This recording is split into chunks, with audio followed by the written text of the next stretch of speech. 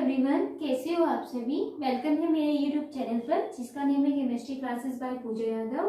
और आज की इस वीडियो के अंदर बच्चों हम लेकर आए हैं physical properties of the hello alkene and hello arene. ठीक है, इससे पहले वाली वीडियो के अंदर हमने जनरल इंट्रोडक्शंस वगैरह देख लिए थे, हेलो एल्कीन हेलो एरीन के नॉमेनक्लेचर देख लिया था और हम उनको कैसे प्रिपेयर कर सकते हैं वो मेथड्स भी हमने डिस्कस किए थे। ठीक है, तो फिजिकल प्रॉपर्टी में सबसे पहले हम किसकी बात करते हैं, फिजिकल स्टेट की।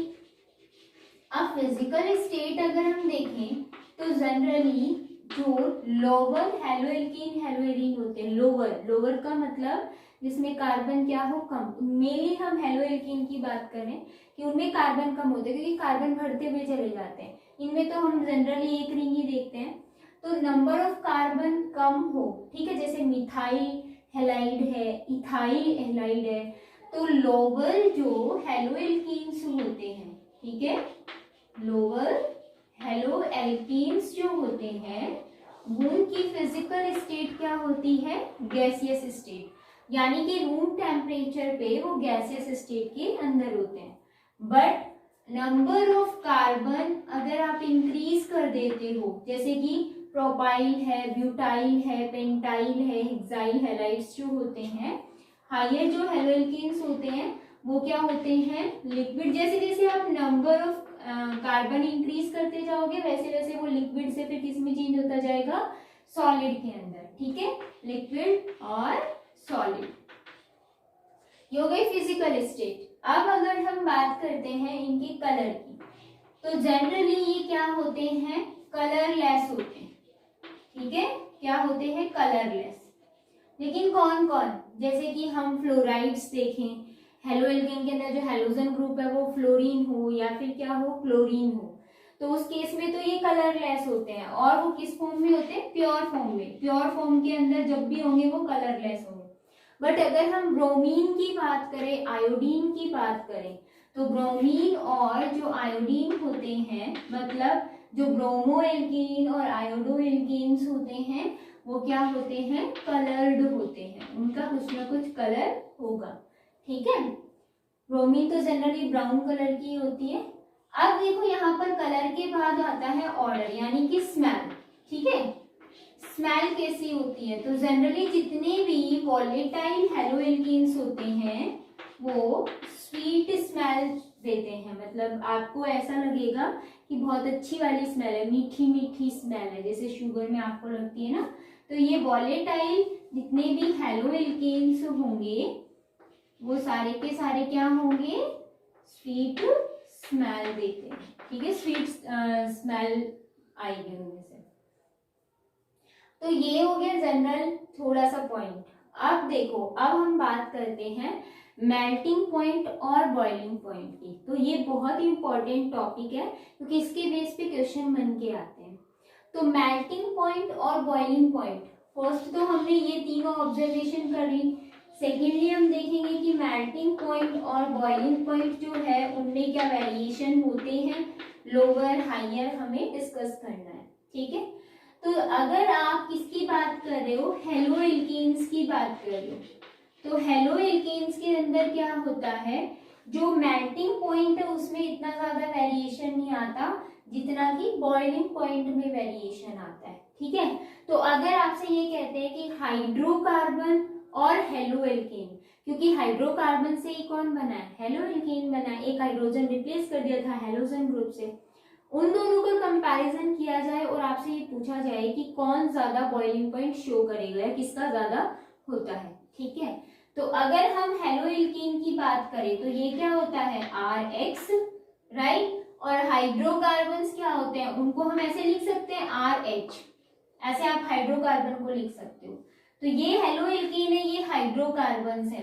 अगर हम इसमें देखें तो ये X क्या है, हैलोजन, जिसकी इलेक्ट्रोनेगेटिविटी होती है कुछ ना कुछ as compare to alkyl group या कार्बन। ठीक है, तो ये जो बॉन्ड होगा ये कैसा होता है, पोलर नेचर का होता है, बट इसमें पोलैरिटी नहीं होती। ठीक है, और जिसमें पोलैरिटी ज्यादा होती है वहां वॉन्डरवॉल फोर्स ऑफ अट्रैक्शन भी क्या होते हैं, ज्यादा होते हैं हेलो एल्कीन्स के मॉलिक्यूल के बीच में। तो क्या होगा वहां पर, जब फोर्स ऑफ अट्रैक्शन ज्यादा वॉन्डरबॉल हो जाए तो वहां पर बॉइलिंग पॉइंट अपने आप ही ज्यादा आने हैं। तो इसका मतलब क्या हुआ कि हेलो एल्केन्स का बॉइलिंग पॉइंट क्या होता है, ज्यादा होता है एज कम्पेयर टू हाइड्रोकार्बन। ठीक है, रीजन क्या था वो मैंने आपको बताया। यहाँ पर पोलैरिटी है जिसकी वजह से वॉन्डरबॉल फोर्स ऑफ अट्रैक्शन का मैग्नीट्यूड क्या होगा, ज्यादा होगा, इसीलिए। ठीक है, अब आती है मेन पॉइंट, क्या कि हेलो एल्केन्स में भी आप ये हेलोजन पढ़ते हो, क्लोरीन, ब्रोमीन, आयोडीन, फ्लोरीन आपने पढ़ा हुआ है।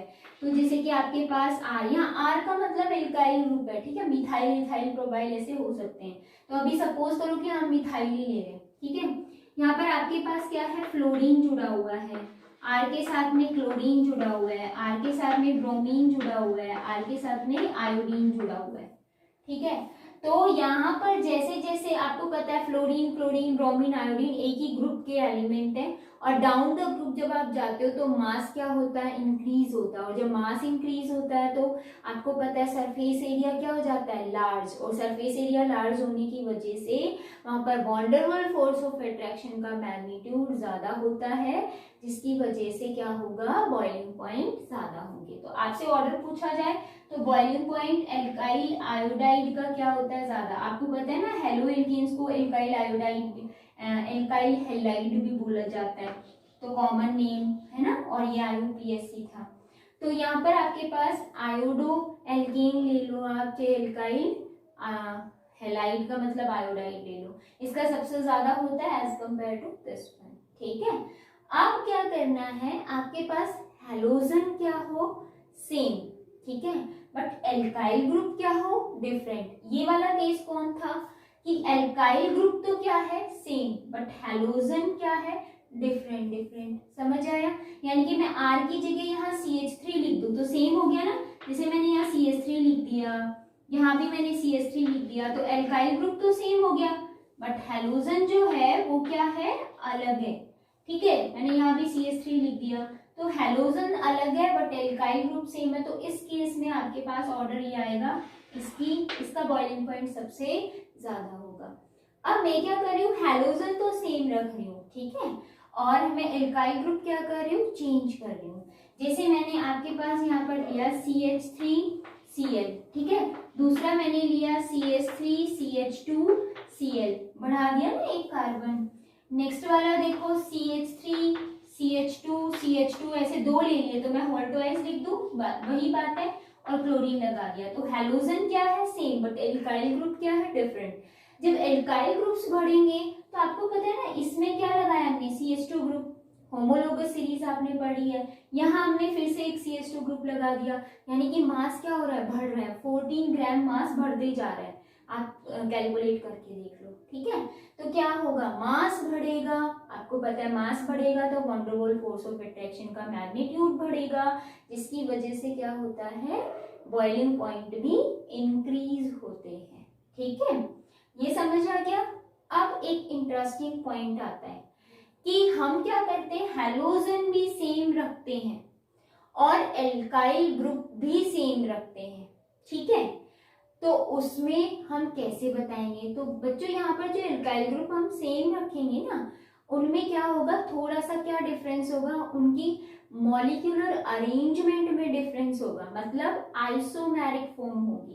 ठीक है, अभी वो एग्जांपल और देख लेते हैं जल्दी से, पहले इसका स्क्रीनशॉट ले लीजिए। अब देखो मैंने कहा एल्काइल ग्रुप सेम है, मतलब मैंने यहाँ लिया CH3 CH2 CH2 CH2 और यहाँ मैंने ले लिया Cl, एक आपके पास ये है, ठीक है, दूसरा ये है CH3 CH CH3 CH2 Cl। अगर आप देखोगे मॉलिक्यूलर फॉर्मूला बिल्कुल सेम है, कार्बन कितने हैं, 4, यहाँ भी कार्बन कितने हैं, 4, ये 4 ही है ना। हाइड्रोजन काउंट करोगे तो कितने हैं, यहाँ पर है 6 + 3 9, और यहाँ भी काउंट करोगे तो कितने आएंगे, 9। ठीक है, क्लोरीन 1 and 1। अच्छा, और इसको कैसे अरेंज कर सकते हैं, ऐसे भी लिख सकते हैं CH3C, फिर यहाँ CH2, नहीं फिर तो ऐसे ही आना है ना, सेम ही आएगा। 5 कार्बन होता ना तो इसमें एक और अरेंजमेंट हो सकता था। अगर आपसे ये पूछते कि इन दोनों में इन दोनों में से बॉइलिंग पॉइंट किसका ज्यादा है? मॉलिक्यूलर फॉर्मूला तो सेम है। अब आपको क्या देखना पड़ेगा? Surface area. ठीक है, इस केस में आप क्या देखोगे, क्योंकि ये आइसोमेरिक फॉर्म है, और जहां आइसोमेरिक फॉर्म हो मतलब मॉलिक्यूलर फॉर्मूला सेम है बट अरेंजमेंट डिफरेंट है। ठीक है, तो उस केस में आप सरफेस एरिया देखोगे। सरफेस एरिया जितना ज्यादा लार्ज होगा बॉइलिंग पॉइंट भी उतना ही ज्यादा होगा, क्योंकि वहां पर वंडरवॉल फोर्स ऑफ अट्रैक्शन जो है वो ज्यादा होता है। यहाँ सरफेस एरिया छोटा होता चला गया, और जितना ज्यादा छोटा होता चला जाता है वो इतनी सी जगह में आके सिकुड़ जाएगा। सरफेस एरिया कम हो गया तो सोचो आप, इस वाला कार्बन जो है ये भी इस वाले एल्काइल ग्रुप से भी घिरा हुआ है, यहाँ से भी घिरा हुआ है, यहाँ से भी घिरा हुआ है, तो इसका तो बेचारे का वंडरवॉल फोर्स ऑफ अट्रैक्शन बचा ही नहीं, सिर्फ इनके बचे, है ना। तो एक और ग्रुप अगर ऊपर आ गया तो इनका सरफेस एरिया और छोटा, तो यहाँ पर और मैग्नीट्यूड कम हो जाएगा, और सरफेस एरिया छोटा होने से मैग्नीट्यूड कम होने से क्या होगा? बॉइलिंग पॉइंट भी कम हो जाएगा। मैग्नीट्यूड मतलब van der Waals force of attraction overall कितना आ रहा है। ठीक है, तो ये था आइसोमेरिक फॉर्म के अंदर। तो ये अभी हमने किसके लिए डिस्कस किया? हेलो एल्केन्स के लिए। अब अगर बात करें हम किसकी? हेलो एरीन की। हेलो एरीन में क्या होता है? जस्ट अपोजिट होता है किसका? हेलो एल्केन का। किस मामले में? देखो, बॉइलिंग पॉइंट जैसे जैसे हमने डिस्कस किया हेलो एल्केन का, वैसे ही किसमें होता है? हेलो एरीन्स के अंदर होता है। ठीक है, लेकिन हमने क्या बोला था कि हेलो एल्केन में बॉइलिंग पॉइंट में ज्यादा वेरिएशन होते हैं, मेल्टिंग पॉइंट में वेरिएशन नहीं होते, बट हेलो एरीन्स के अंदर मेल्टिंग पॉइंट में वेरिएशन आता है। ठीक है, वो कौन सा आता है? किस फॉर्म में आता है? तो आपने ऑर्थो मेटा पैरा पोजीशन अच्छे से पढ़ी हुई है ना, हम उसी के बेस पे देखेंगे। जैसे आपके पास एक है ये बेंजीन के ऊपर क्लोरीन है, इसकी ऑर्थो पोजीशन ये, यहाँ पर भी क्लोरीन लगी हुई है। ठीक है, नेक्स्ट देखिए क्लोरीन का मेटा पोजीशन ये वाली, इसके जस्ट नीचे वाली क्लोरीन, और जस्ट अपोजिट वाली क्या होती है? Para position. ठीक है, ये हो गई पैरा। अब यहाँ पर मेल्टिंग पॉइंट में वेरिएशन आता है। ठीक है, हेलो एल्केन में मेल्टिंग पॉइंट में वेरिएशन नहीं आएगा, जैसे जैसे मास इंक्रीज होगा मेल्टिंग पॉइंट अपने आप इंक्रीज होता चला जाएगा, उसमें वेरिएशन नहीं आता, बॉइलिंग पॉइंट में आता है। तो boiling point same as it is haloarenes के भी होते हैं, बट यहाँ पर मेल्टिंग पॉइंट में भी वेरिएशन आते हैं ऑर्थो मेटा पैरा के लिए। अब अच्छे से देखना, यहाँ पर आप देख रहे हो दोनों क्लोरीन पास है, यहाँ थोड़ा सा डिस्टेंस हो गया और यहाँ पर और भी ज्यादा हो गया। अगर हम इसको कट करें बीचों बीच, चाहे ऐसे लाइंस ऐसे प्लेन पास आउट कर दो, चाहे ऐसे प्लेन पास आउट कर दो, ये क्या है? सिमेट्रिकल है ना, और ये क्या है? अनसिमेट्रिकल। दोनों ही क्या है? अनसिमेट्रिकल है। ठीक है, जहां पर सिमेट्री होती है वहां पर आपको पता होना चाहिए मेल्टिंग पॉइंट और क्या होंगे? हाईएस्ट होंगे, क्योंकि जहां पर सिमेट्री होती है हम क्या कहते हैं? वो ज्यादा स्टेबल है, तो इसको हीटअप करने के लिए आपको एनर्जी ज्यादा देनी पड़ेगी। ठीक है, इसीलिए इसका मेल्टिंग पॉइंट क्या होगा? हाईएस्ट होगा as compare to ortho and meta. ठीक है, मेटा के कंपैरिजन में जो ऑर्थो होता है, अगर इसमें भी ऐसे लाइन पास आउट करे तो ये इक्वली डिस्ट्रीब्यूट हो जाता है, तो इसके कंपैरिजन में इसमें सिमेट्री जो है वो कम है, लेकिन इसमें ज्यादा है, क्योंकि कहीं से भी प्लेन पास आउट कर दो ये इक्वली हो जाएगा, लेकिन ये इक्वली होगा कम होगा। तो मेल्टिंग पॉइंट आपसे पूछे कि किसका ज्यादा है, तो आप क्या कहोगे? पैरा का ज्यादा है। पैरा का सबसे ज्यादा होता है, फिर ऑर्थो, और सबसे कम किसका होता है? मेटा का। आप यहाँ पर सिमेट्री के अकॉर्डिंग बताओगे। ठीक है, जिसमें जितनी ज्यादा सिमेट्री वहां पर क्या होगा? मेल्टिंग पॉइंट उतना ही ज्यादा, क्योंकि सिमेट्री होने से वो स्टेबल होता है और उसको हीट करने के लिए टेम्परेचर ज्यादा देना पड़ेगा। क्लियर है ये? तो फर्स्ट ये जो मेल्टिंग पॉइंट बॉइलिंग पॉइंट वाला टॉपिक था या पॉइंट था वो कंप्लीट हो गया है। नेक्स्ट जो अब आएगी फिजिकल प्रॉपर्टी वो आती है डेंसिटी। देखो, डेंसिटी हम पढ़ते हुए आते हैं, वो क्या होती है? डेंसिटी हम कहते हैं डेंसिटी इज इक्वल टू क्या होता है? Mass by volume. मतलब density is directly proportional to the mass, हम यही कहते हैं, है ना। मास जितना ज्यादा होगा डेंसिटी भी उतनी ही ज्यादा होगी, यही बात करते हैं हम। तो सिंपल सा है, अगर हम hello alkene hello arene discuss करें तो क्या होगा, देखो मैं यहीं पर एक्सप्लेन कर देता हूँ आपको।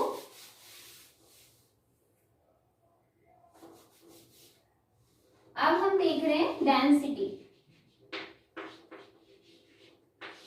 डेंसिटी के अंदर मैंने अभी बोला डेंसिटी जो है वो डायरेक्टली प्रोपोर्शनल होती है मास के, यही है। अगर आपसे पूछे कि एक तो आपके पास है हेलो एरीन और एक आपके पास है हेलो एल्कीन, तो इसमें तो बेंजीन रिंग होती है, इसमें एल्काइल ग्रुप होता है, मास किसका ज्यादा होता है, हेलो एरीन का, तो डेंसिटी भी किसकी ज्यादा होगी, हेलो एरीन की। ठीक है, अगर वाटर का कंपैरिजन भी करते हैं तो वाटर के कंपेयर में हेलो एल्कीन्स जो होते हैं वो क्या होता है, लाइट, बट हेलो एरीन क्या होते हैं, हैवियर होते हैं, उनकी डेंसिटी ज्यादा होती है। और अगर हेलो एल्कीन्स में हम देखें एल्काइल ग्रुप से ये सॉरी हेलोजन ग्रुप है, अलग अलग है, ऐसे ही हेलो एरीन में भी आ जाएगा। तो आयोडीन है, ब्रोमीन है, ठीक है, क्लोरीन है, फ्लोरीन है, तो आयोडीन का मास ज्यादा होता है तो डेंसिटी भी क्या होगी, ज्यादा होगी। ठीक है, डेंसिटी वाला आई होप सभी को ये टॉपिक समझ आया होगा, सिंपल है। डेंसिटी डायरेक्टली प्रोपोर्शनल है मास के, तो आपको सिर्फ मास देखना है, मास जिसका ज्यादा डेंसिटी उतनी ही ज्यादा होती है। ठीक है, क्लियर है। चलो नेक्स्ट देखो।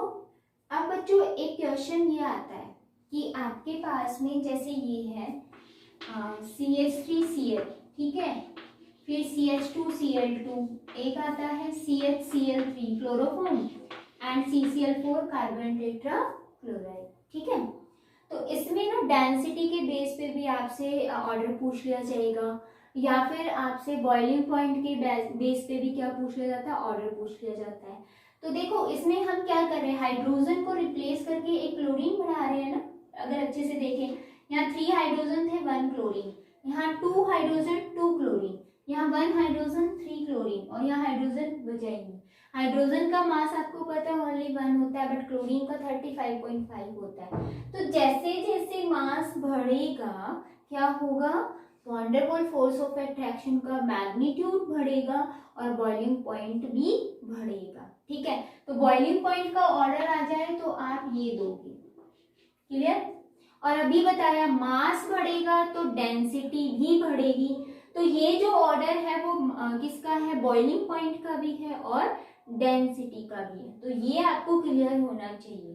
ठीक है, अब देखो नेक्स्ट पॉइंट क्या आता है, नेक्स्ट आता है डाइपोल मोमेंट। ये मैंने आपको कराया हुआ है कि डाइपोल जो मोमेंट होता है वो क्या होता है। ठीक है, अब देखो डाइपोल मोमेंट की अगर हम बात करें हेलो एल्केन्स के अंदर, हेलो एल्केन्स के अंदर, तो मैंने आपको ऑर्डर भी दिया था और मैंने एक चीज बताई थी कि इलेक्ट्रोनेगेटिविटी पर डिपेंड करता है, क्योंकि इलेक्ट्रोनेगेटिविटी जिसके ज्यादा होती है इलेक्ट्रॉन पेयर उसकी तरफ अट्रैक्ट हो जाते हैं, और वो क्या शो करेगा, डाइपोल मोमेंट की डायरेक्शन शो करेगा कि किस डायरेक्शन में जा रहे हैं इलेक्ट्रॉन्स। ठीक है, तो इलेक्ट्रोनेगेटिविटी जैसे जैसे क्या होगी, कम होगी, तो वहां पर क्या होंगे, डाइपोल मोमेंट भी कम होता चला जाएगा। तो आपके पास ऑर्डर क्या आना चाहिए था, RF is greater than RCl is greater than RBr is greater than RI। ठीक है, एल्काइल आयोडाइड। लेकिन क्या होता है, इसके कंपैरिजन में जो क्लोरीन है यहाँ पर आ जाती है और फ्लोरीन यहाँ पर। ऐसा क्यों, क्योंकि फ्लोरीन की इलेक्ट्रोनेगेटिविटी ज्यादा होने के साथ साथ उसका जो साइज होता है वो एक्सट्रीमली स्मॉल होता है, जिसकी वजह से डाइपोल मोमेंट उसका डिक्रीज हो जाता है एज कंपेयर टू क्लोरीन। ठीक है, अगर हम बात करें किसकी, हेलो एरीन्स की, तो हेलो एरीन्स के अंदर क्या होता है, हम यहाँ पर इसी के अकॉर्डिंग ही चलेंगे, लेकिन ऑर्थो मेटा पैरा वाला आपको देखना होता है। ठीक है, तो जैसे मैं आपसे ये कहूँ कि एक तो आपके पास है ऑर्थो क्लोरोबेंजीन, एक आपके पास है मेटा क्लोरोबेंजीन, और एक आपके पास है पैराक्लोरोबेंजीन। तो मेटाक्लोरो और पैराक्लोरो ऑर्थोक्लोरो में आपको यहाँ पर डायपोल मोमेंट देखने के लिए एंगल देखना होता है, ठीक है। एक पैरेललोग्राम लो था, उसके अकॉर्डिंग क्या होता है कि जो एंगल होता है ना किसके बीच में, जैसे टू क्लोरीन से उनके बीच में जो एंगल होगा वो एंगल आपको देखना होगा। जैसे जैसे एंगल बढ़ेगा डायपोल मोमेंट कम होता चला जाता है, यानी कि उसके अकॉर्डिंग क्या होता है कि जो डायपोल मोमेंट होता है वो इनवर्सली प्रोपोर्शनल होता है एंगल्स के, ठीक है, angle between the two halogen, ठीक है। आपको क्या देखना है, सिर्फ एंगल देखना है, ठीक है। तो यहाँ पर इनके बीच का एंगल देखेंगे हम, ऐसे इनके बीच का एंगल और ऐसे इसके बीच का एंगल क्या होता जा रहा है, इंक्रीज होता जा रहा है। तो जैसे जैसे इंक्रीज होगा डायपोल मोमेंट कम होगा, ठीक है। अब देखो एक चीज और देखो कि यहाँ पर इसकी इलेक्ट्रोनेगेटिविटी इस कार्बन से ज्यादा है तो डायरेक्शन अपर साइड होगी, इसकी भी इस साइड होगी, दोनों की डायरेक्शन क्या है, सेम, तो डायपोल मोमेंट क्या हो जाएगा, बढ़ जाएगा, एक ही डायरेक्शन में हो रहा है। यहाँ पर इंडिविजुअल डायपोल मोमेंट की डायरेक्शन अपर साइड है, इसकी थोड़ी सी लोअर साइड है, तो हल्का सा क्या हो जाएगा, कम हो जाएगा। बट इन दोनों की क्या है, एक दूसरे के अपोजिट, और एक दूसरे के अपोजिट होने की वजह से ये कैंसिल आउट हो जाएगा और इसका डायपोल मोमेंट जो होता है वो क्या आएगा, 0। तो ये थ्योरी बिल्कुल सही कहती है कि एंगल जितना बढ़ेगा डायपोल मोमेंट उतना ही कम, यानी कि ऑर्थो का सबसे ज्यादा होता है एज कंपेयर टू मेटा, और पैरा का सबसे कम, मतलब हम 0 बोल सकते हैं, 0 ही होता है, ठीक है। तो ये था डायपोल मोमेंट। नेक्स्ट देखो, नेक्स्ट बच्चा होता है सॉल्युबिलिटी। सॉल्युबिलिटी में देखो एक इंटरेस्टिंग पॉइंट क्या है, हेलो एल्कीन्स और हेलो एरीन्स हम कहते हैं क्या है पोलर नेचर के, है ना, क्योंकि हेलोजन ग्रुप होता है वो इलेक्ट्रॉन को अट्रैक्ट करेगा, इलेक्ट्रोनेगेटिविटी ज्यादा होती है जिस वजह से पोलर नेचर का बॉन्ड है। तो पोलर होने के बावजूद भी ये वाटर के अंदर क्या होते हैं, इनसॉल्युबल होते हैं, ठीक है, they are insoluble in water. अब ऐसा क्यों होता है, पोलर होने के बावजूद भी ये क्या होते हैं, वाटर के अंदर इनसॉल्युबल होते हैं। तो हम ये कहते हैं कि एल्काइल हैलाइड है, ठीक है, और अगर हम इनको वाटर के अंदर डालते हैं HOH होता है, ठीक है। तो देखो ये वाला बॉन्ड भी ब्रेक करना पड़ेगा और ये वाला बॉन्ड भी ब्रेक करना पड़ेगा, आयोनाइज्ड होगा ना, ये आयोनाइज्ड होने के बाद इनके बीच में बॉन्ड बनता है। तो पहले तो बॉन्ड ब्रेक करने के लिए आपको क्या चाहिए, एनर्जी रिक्वायर्ड होती है, ठीक है। तो यहाँ पर अगर हम बात करें X और R के बीच में एक फोर्स ऑफ अट्रैक्शन है, क्योंकि यहाँ पर ये नेगेटिव, पार्शियली नेगेटिव चार्ज होता है, ये पार्शियली पॉजिटिव, इसका मतलब यहाँ पर एक फोर्स ऑफ अट्रैक्शन होता है, पहले से ही होता है, ठीक है। और यहाँ पर इस ऑक्सीजन और हाइड्रोजन के बीच के बॉन्ड को ब्रेक करने के लिए हमें क्या होती है, एनर्जी रिक्वायर्ड होती है। तो ये जो रिक्वायर्ड एनर्जी होती है वो इस फोर्स ऑफ अट्रैक्शन के कंपैरेबल क्या होती है, ज्यादा चाहिए होती है, ठीक है। जिसकी वजह से क्या होगा, जब यहाँ पर नया बॉन्ड बनेगा, किस किस के बीच में बनेगा, आप ये मान लो HX के बीच में भी बन सकता है और ROH, क्योंकि ये आपस में चेंज कर लेंगे अपनी पोजीशन। तो जब नया बॉन्ड बनता है तो जब भी न्यू बॉन्ड बनेगा, देखो बॉन्ड ब्रेक होता है तो एनर्जी रिक्वायर्ड होती है, ठीक है, और जब न्यू बॉन्ड बनता है तो एनर्जी क्या होती है, रिलीज होती है।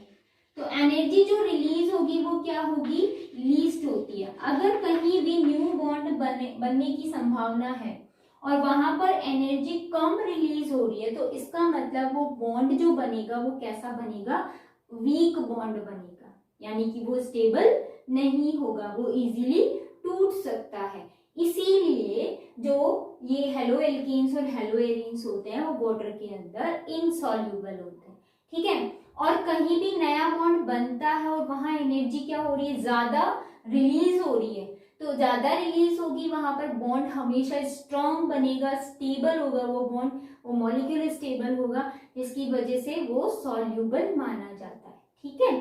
तो समझ आ गया कि यहाँ पर जो एनर्जी रिक्वायर्ड होती है कौन सी, हाइड्रोजन और वाटर मॉलिक्यूल में हाइड्रोजन बॉन्ड को ब्रेक करने के लिए, वो क्या होती है, ओवरकम होती है किस पर, force of attraction between the halogen या हेलो एल्कीन और हेलो एरीन, ठीक है। ओवरकम होने की वजह से क्या होगा, जो न्यू बॉन्ड बनेगा उसमें एनर्जी जो रिलीज होगी वो क्या होगी, लीस्ट एनर्जी रिलीज होगी, जिसकी वजह से बॉन्ड वीक बनेगा अगर जो भी नया बॉन्ड बना। इसी वजह से ये क्या होते हैं, इनसॉल्यूबल होते हैं। क्लियर है? तो ये हो गया सॉल्युबिलिटी का पॉइंट। अब नेक्स्ट जो पॉइंट आता है वो और देखो हम क्या देखते हैं, जितने भी हाइड्रोकार्बन्स होते हैं वो क्या करते हैं, उनको जब भी हम बर्न करेंगे तो फ्लेम रिलीज करते हैं। ठीक है, ब्लू कलर की फ्लेम रिलीज करेंगे, क्योंकि जब भी हम उनका कंप्लीट कंबशन करते हैं तो ब्लू कलर की फ्लेम हमेशा रिलीज होती है। ठीक है, लेकिन अगर आप क्या करो, हेलो एल्कीन और हेलो एरीन को बर्न करते हो तो ये कभी भी फ्लेम प्रोड्यूस नहीं करते हैं। क्यों? क्योंकि उनमें क्या प्रेजेंट है, हेलोजन प्रेजेंट है, इसी वजह से। ठीक है, और एक चीज और ध्यान रखना कि जो CCl4 होता है, कार्बन टेट्रा क्लोराइड, इसको पाइरीन नाम दिया जाता है और ये as a fire extinguisher use होता है। ये फ्लेम नहीं देते है ना, ये बर्न नहीं हो रहे हैं, लेकिन आग को बुझाने में क्या कर रही है, हेल्प, क्योंकि खुद तो बर्न होगा नहीं, तो जो जहां पर भी जाके गिरेगा उस एयर को, या हम ये कहें जो फायर है, नॉट एयर, फायर जो है वो ज्यादा और भड़केगी नहीं, मतलब और ज्यादा जलेगी नहीं, बर्निंग प्रोसेस कम हो जाएगी। तो इसीलिए कार्बन टेट्राक्लोराइड को एज अ पायरीन हम यूज में लेते हैं फायर एक्सटिंग्विशर में, ये आपको ध्यान में रखना है। ठीक है, तो ये हो गया है कंप्लीट। तो अगर इसमें ये क्वेश्चन आ जाए कि जो ये हेलो एल्केन्स और जो हेलो एरीन्स होते हैं ये फायर कैच करते हैं या फिर नहीं, तो सिंपल है, ये मैंने एग्जांपल दिया, इसी से आपके माइंड में हो गया होगा ये फायर कैच नहीं करते हैं, इसीलिए इनको फायर एक्सटिंग्विशर में यूज में लिया जाता है। ठीक है, अब सॉल्युबिलिटी कंप्लीट हो गई और मैंने आपको फ्लेम वाला भी बता दिया, इनफ्लेमेबिलिटी बता दी है कि ये इनफ्लेमेबल होते हैं, मतलब फ्लेम प्रोड्यूस नहीं करते हैं। नेक्स्ट जो आता है and last one is the stability. ठीक है, स्टेबिलिटी क्या होती है बच्चों, बहुत सिंपल सा है। आप स्टेबल क्या देखते हो, बॉन्ड किसका ज्यादा स्टेबल है, तो आप एल्काइल और हेलोजन दोनों का क्या देखोगे, साइज। ठीक है, अब आपके पास RX है, इन दोनों का साइज देखना है। अब यहाँ पर FB होता है, ठीक है, Cl भी होता है, Br भी होता है, I भी होता है। अगर हम इन चारों में से बात करें तो एल्काइल ग्रुप के कंपैरिजन में आयोडीन का साइज क्या है, बहुत ज्यादा लार्ज। और जब दो एलिमेंट या एटम जुड़े हुए किसी बॉन्ड से और उनका साइज क्या है, इक्वल नहीं है, तो क्या होगा, जो बॉन्ड लेंथ है वो बड़ी हो जाती है। ठीक है, सपोज करो एक का साइज ये है और दूसरे का साइज ये है, तो यहाँ पर न्यूक्लियाई, टू न्यूक्लियाई के बीच की जो डिस्टेंस है उसी को तो बॉन्ड लेंथ बोलते हैं, तो ये क्या हो गई ज्यादा। अगर साइज क्या होता, इक्वल होता, तो देखो यहाँ पर इसका साइज, इसकी लेंथ जो होती, बॉन्ड की लेंथ वो क्या होती, कम। तो बॉन्ड की लेंथ जितनी कम होती है वो उतना ज्यादा स्टेबल होता है, बॉन्ड लेंथ जितनी ज्यादा होगी उसकी स्ट्रेंथ कम होगी बॉन्ड की और वो उतना ही ज्यादा वीक होगा। तो आई थिंक आपको समझ में आ गया होगा, जो RI है वो क्या होता है, इजीली ब्रेक डाउन हो जाएगा, तो स्टेबल नहीं है। ठीक है, ये स्टेबल नहीं होता है। और अगर हम इसकी भी बात करें तो फ्लोरीन की इलेक्ट्रोनेगेटिविटी ज्यादा होने की वजह से ये इलेक्ट्रॉन को अट्रैक्ट करके रखेगा अपनी तरफ। ठीक है, और ज्यादातर हम किसकी बात करते हैं, इन दोनों की, जब भी ये बनते हैं तब। तो स्टेबिलिटी किस पर डिपेंड करती है, साइज पर। जितना साइज बढ़ेगा स्टेबिलिटी उतनी ही कम होती चली जाती है। ठीक है, तो ये मैंने आपको एक्सप्लेन कर दिया है। आई होप सभी को बहुत अच्छे से समझ में आया होगा। और नेक्स्ट वीडियो के अंदर बच्चों हम लेकर आएंगे chemical property of the halo alkane और फिर उसके बाद हेलो एरीन। कुछ इंपॉर्टेंट टर्म्स भी आएंगी, कुछ रूल्स भी आएंगे, वो हमेशा आपके काम आएंगे, आपको याद रखना है।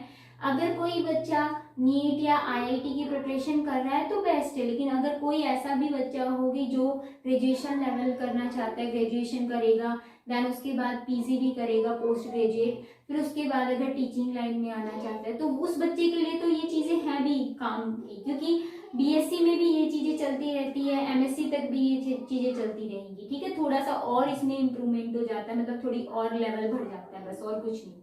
तो नेक्स्ट वीडियो में मिलते हैं बच्चों, टेक केयर।